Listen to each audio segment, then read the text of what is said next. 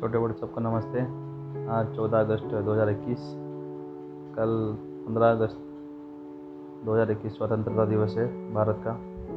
1947 में भारत स्वाधीन हुआ था।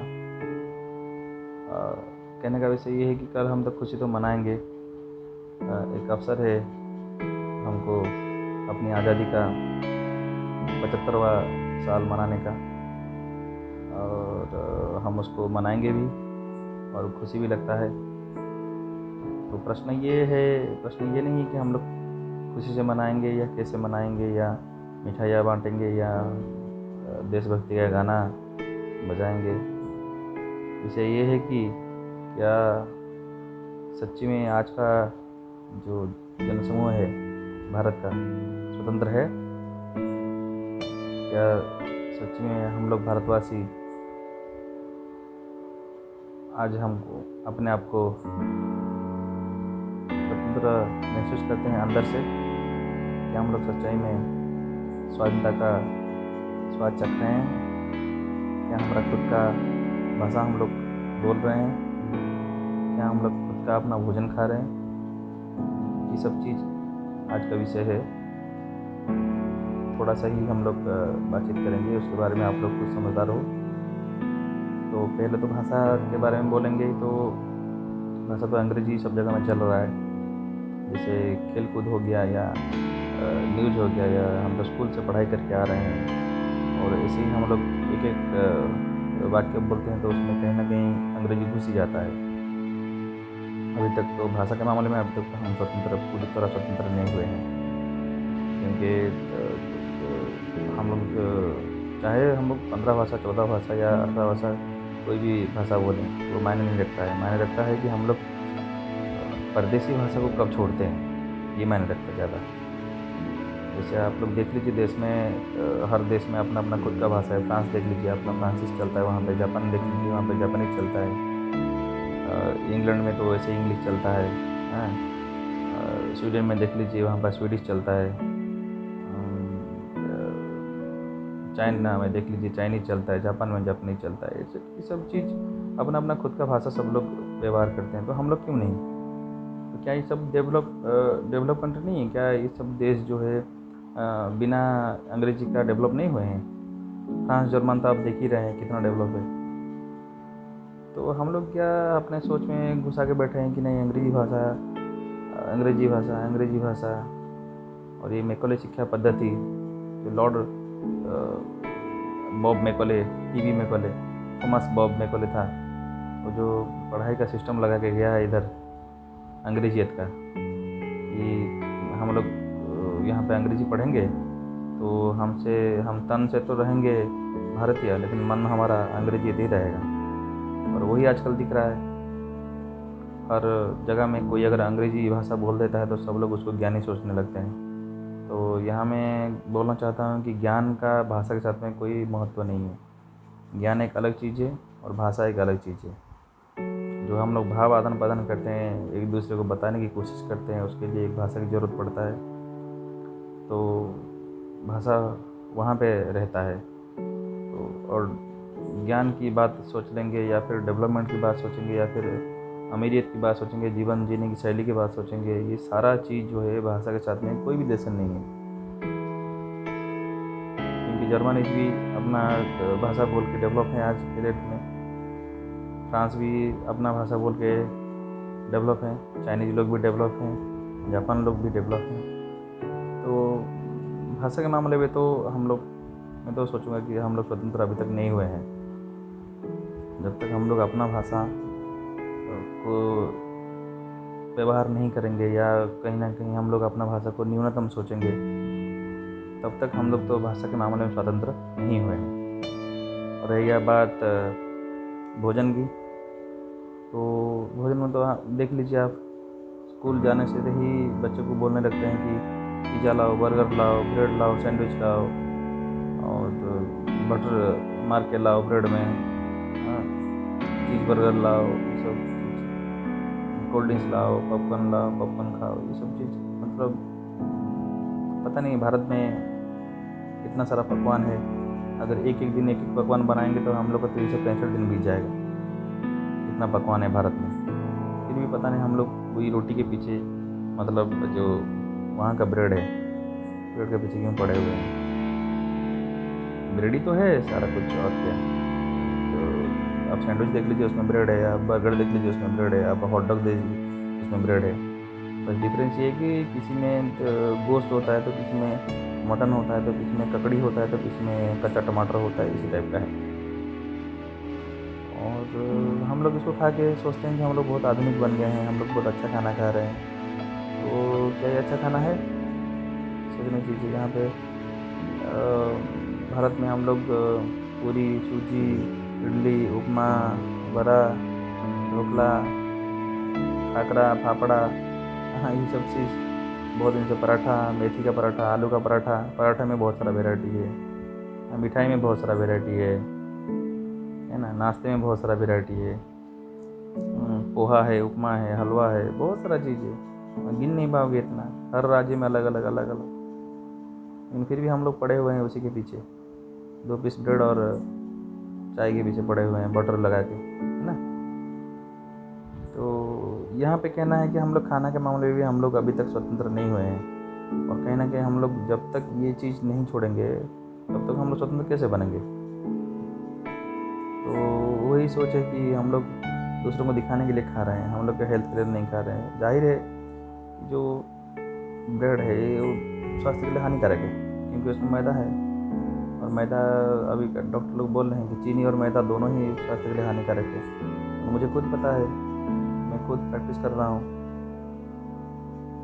नेचुरोपैथी का। तो मैं लोगों को बोलता हूँ कि पहले आप मैदा और चीनी छोड़िए, उसके बाद आप अपना ट्रीटमेंट कर सकते हैं, है ना। तो ये जो मैदा और चीनी सबसे भयंकर है, ये हजम नहीं होता है, इंटेस्टाइन में जाके स्टिक हो जाता है, बहुत सारा प्रॉब्लम्स करता है, कॉन्स्टिपेशन करता है। तो उनके लिए कैसे खाना बन गया, क्योंकि उनके यहाँ पे जो ठंडा देश है, जो भी यूरोपियन कंट्री है या अमेरिका पकड़ लीजिए, Sweden, Switzerland, Denmark, Norway, Finland, Germany, France, America, ये सारा जो यूरोपियन कंट्री है और अमेरिका है, यहाँ पे साल में 6-6 महीना, 8-8 महीना बर्फ़ पड़ा रहता है। तो वो लोग कहाँ से क्या उगाएंगे, क्या खाएंगे। तो वही है, तो गेहूँ को ले गया एक डब्बे में डाल के, वहाँ पे थोड़ा उसको फर्मेंटेशन करवा दिया, उसके बाद उसको गूंद गांद के ब्रेड बना दिया। वही ब्रेड को सुबह खाओ, शाम को खाओ, रात को खाओ। और थोड़ा हजम नहीं होता, थोड़ा आगे पीछे बियर पी लो, थोड़ा कोयंक पी लो, थोड़ा दारू पी लो, हजम तो नहीं होगा क्योंकि वो स्टिक हो जाता है ना। तो ये उनका मजबूरी है, क्योंकि वहाँ पे ठंडा देश है ना, खाना उतना नहीं बनता है। मान लीजिए आप आटा गूंद रहे हैं और तुरंत टेम्परेचर डाउन हो गया, कड़कने वाला टेम्परेचर, जैसे -40 डिग्री, -30 डिग्री, -20 डिग्री, ऐसा हो जाएगा। तो पानी तो जो आटे के अंदर में बर्फ़ हो जाएगा, और आटा तो कुछ दूसरा ही कुछ बन जाएगा, है ना। तो वहाँ पे कुछ बनेगा ही नहीं, तो रोटी कहाँ बनेगा।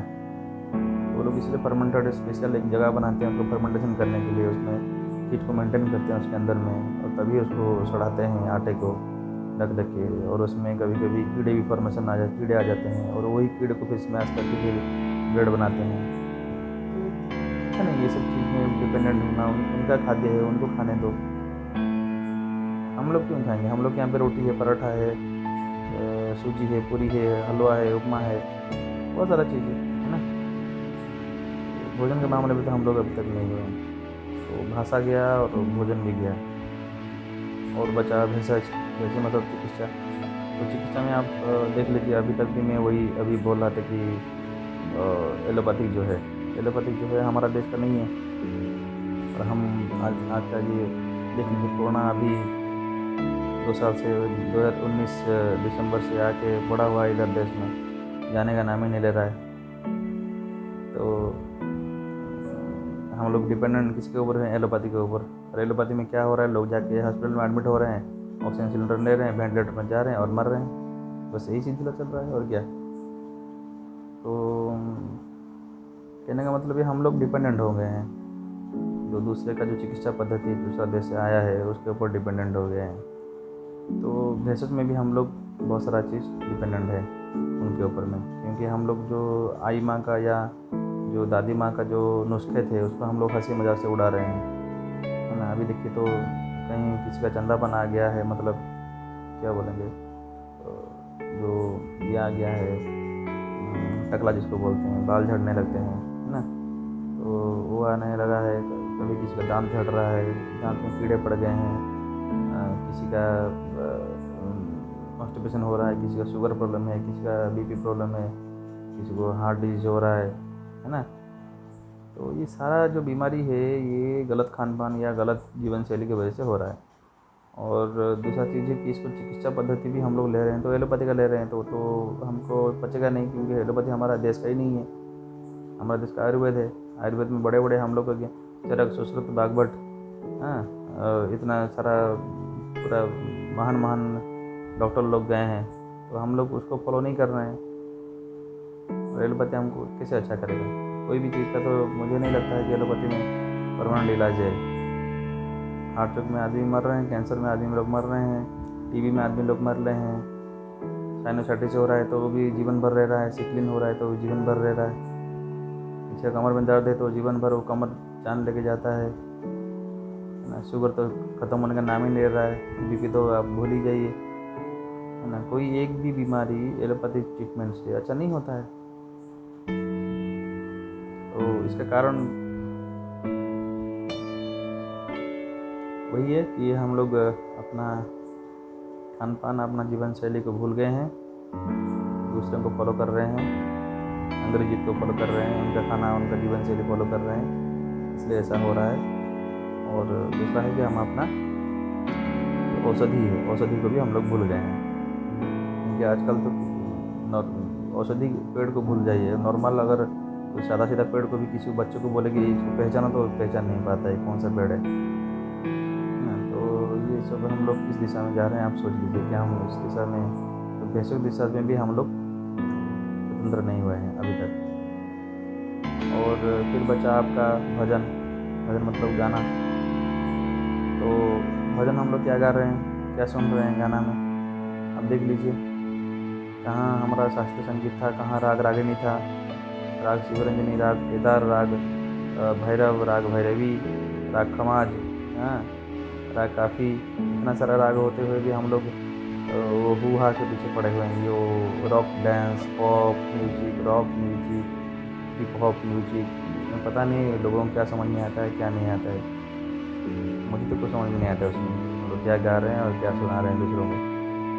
तो यही है, तो वो लोग को पता नहीं है, वो यहाँ पे वही लोग सुनने लगे और हम लोग उसको सोच लिया कि वो बहुत बढ़िया म्यूजिक है, और उनको हम लोग फॉलो करके अंग्रेजी लोगों के बारे में बोल रहा हूँ भाई।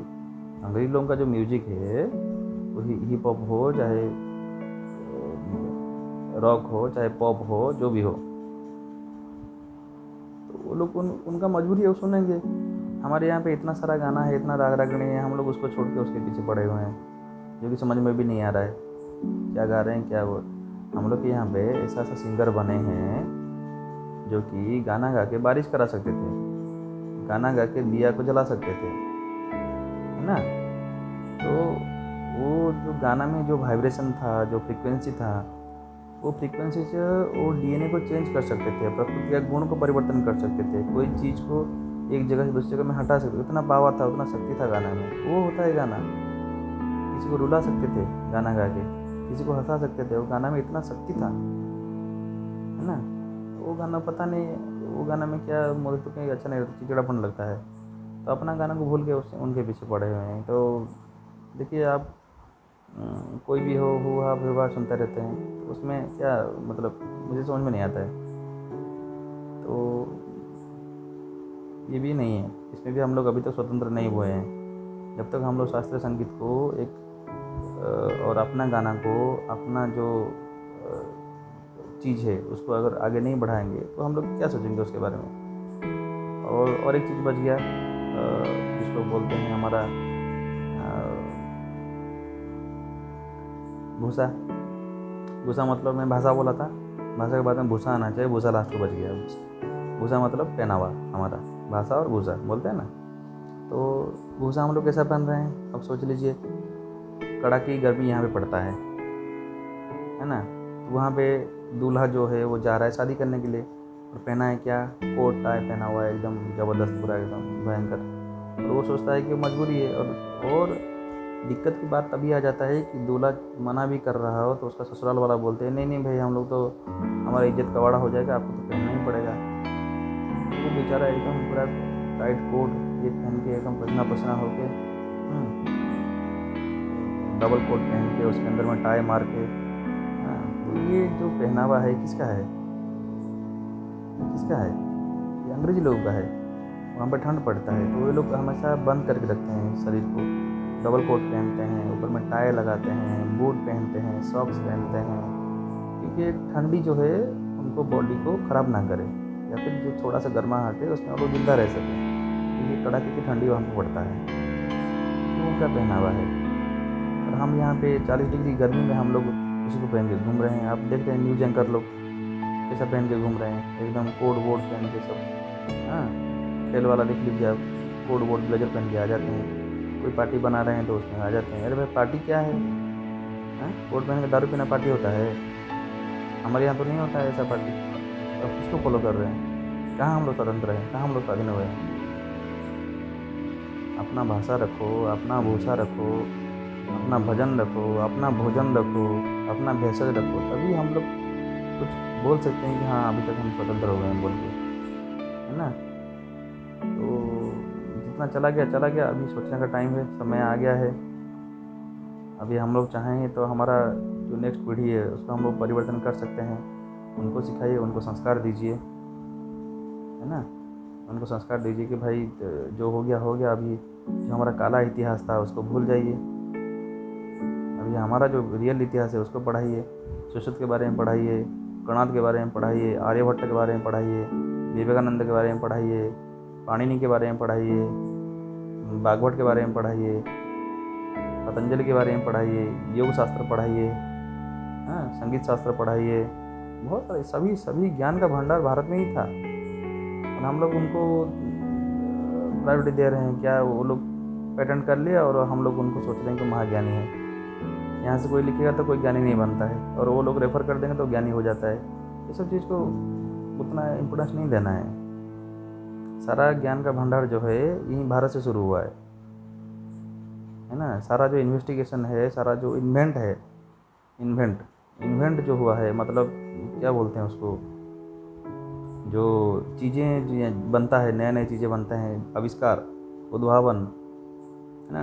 डिस्कवरी मतलब आविष्कार है और उद्भावन मतलब इन्वेंट है। तो उद्भावन जो सारा चीज़ हुआ है उसका जो बेस है कहीं ना कहीं लिंक होता है भारत का कोई ना कोई चीज़ से। तो सारा का सारा उद्भावन यहीं से अगर हुआ है तो, या फिर यहीं का कुछ चीज़ों से इंस्पायर होके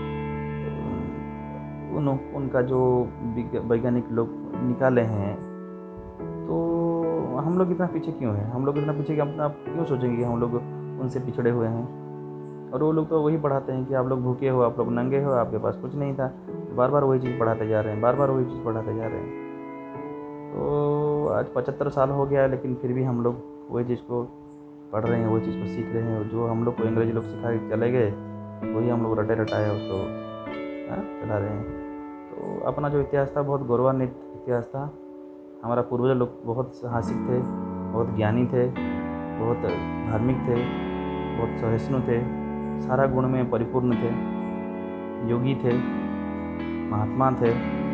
तो उनके बारे में पढ़ाई करना, उनको सीखना, उनको समझना अभी भी हमारा डीएनए में है। हम लोग कर सकते हैं और खुद का डेवलपमेंट कर सकते हैं, उसके साथ में समाज का डेवलपमेंट कर सकते हैं, उसके साथ में हमारे देश को, भारत को एक संपूर्ण स्वतंत्र देश जिसे कहा जा सके बना सकते हैं। इसके बारे में दोबारा सोचिए। वीडियो देखने के लिए धन्यवाद।